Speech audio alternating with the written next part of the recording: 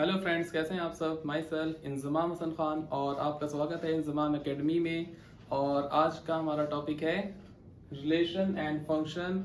ये आपका क्लास 12 का चैप्टर नंबर फर्स्ट है मैथमेटिक्स का। ओके, तो इसमें थोड़े से आपके क्लास 11th के थोड़े कॉन्सेप्ट क्लियर होने चाहिए। चलिए क्लियर करवाते हैं कॉन्सेप्ट आपको।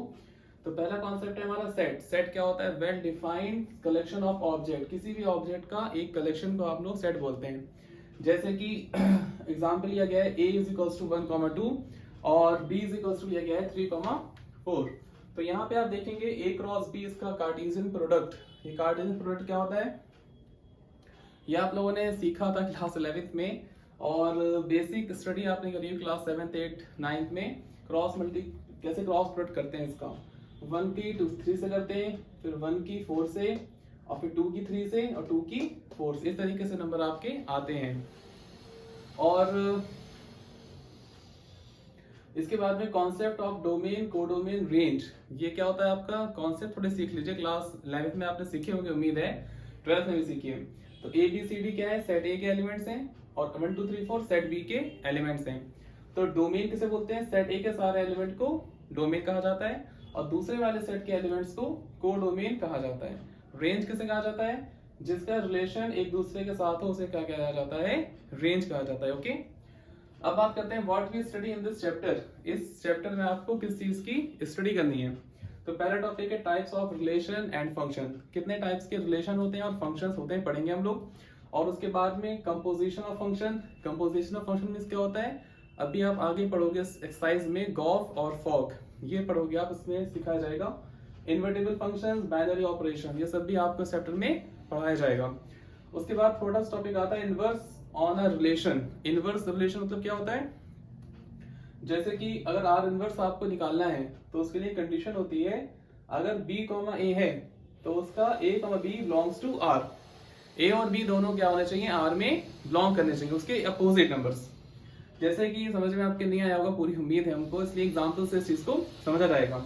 एग्जाम्पल है a इज इक्वल्स टू 1 2 3 और b is equals to a b c d आपके एलिमेंट्स। ओके, तो अगर हमने कहा आपसे कि रिलेशन, ये है आपका रिलेशन दिया हुआ है फ्रॉम ए टू बी, ए से बी के लिए, तो आपको कहा जाए इसका निकालो इनवर्स, तो आपको कुछ भी नहीं करना है, खाली इन एलिमेंट्स को उल्टा करके इसका आंसर में लिख देना है। कैसे? जैसे 1 ए था तो a 1 लिख देना है आपको। जो भी नंबर है उसके आपको अपोजिट करना है, उल्टा इनवर्स, और उसको लिख देना है। ठीक है, बस इनकी 1 ए था a 1, तो ऐसे निकलता है इनवर्स। इतना आसान तरीका है ना। चलो आगे टॉपिक देखते हैं हम लोग अब। चलिए, तो हम लोग अब टाइप्स देख लेते हैं, कितने टाइप्स के हमारे रिलेशन होता है। ठीक है, तो नंबर 1 टाइप है आपका empty relation. Empty relation means क्या होता है? एग्जांपल, a b के पास a एलिमेंट्स हैं आपके। ओके, उसके बाद में रिलेशन था आपका x y colon to y is equals to x की पावर 3। मतलब y की जो वैल्यू है वो x की 3 टाइम्स वैल्यू मिलनी चाहिए। देख लेते हैं, देखो पहला टर्म x, दूसरा टर्म y होगा आपका। ओके, तो यहाँ पे y की वैल्यू 3 है, तो ये 1 3 कभी बन सकता है? कभी नहीं बन सकता आपका। y की वैल्यू 4 है, तो क्या 1 कभी बन सकता है? नहीं बन सकता। 1 की पावर 3 कर देंगे तो वैसे ही यहाँ पर है। हाँ, अगर यहाँ पे लिखा होता x is equals to 2y, example समझिएगा ध्यान से, ये बिल्कुल कॉन्सेप्चुअल स्टडी है इसमें आपकी, बहुत ध्यान समझिएगा।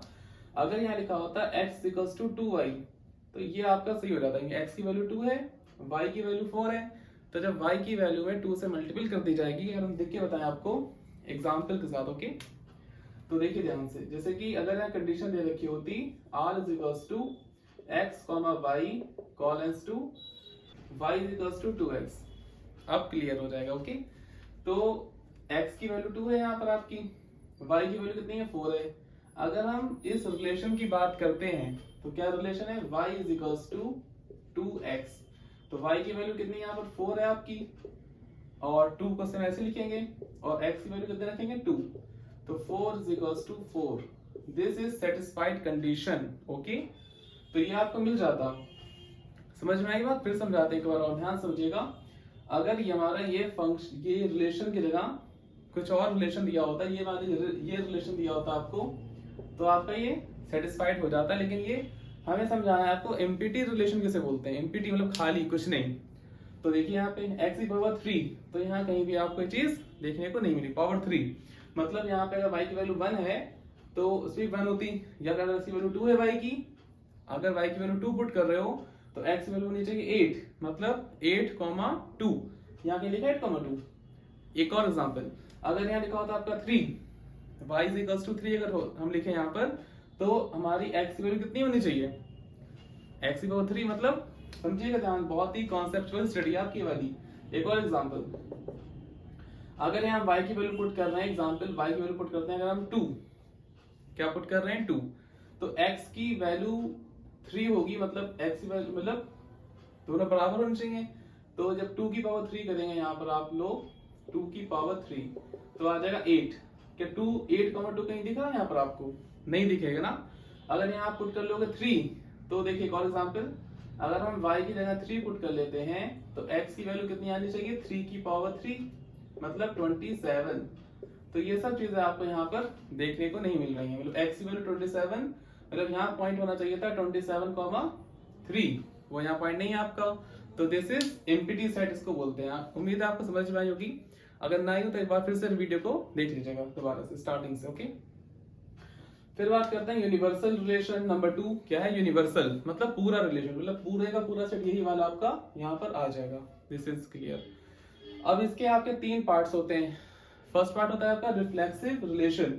रिफ्लेक्स मतलब क्या होता है आपका, जैसे कि हम आईने में किसी को देख रहे हैं तो अपने आप को ही हम देखेंगे दोबारा से, तो रिफ्लेक्स पढ़ना किसी चीज का मतलब सेम एलिमेंट्स का होना, 2,2, a, या फिर कुछ भी C, सब सेम एलिमेंट्स होने चाहिए, इक्वल्स टू बराबर होने चाहिए सेम एलिमेंट्स का, समझ ध्यान से आप।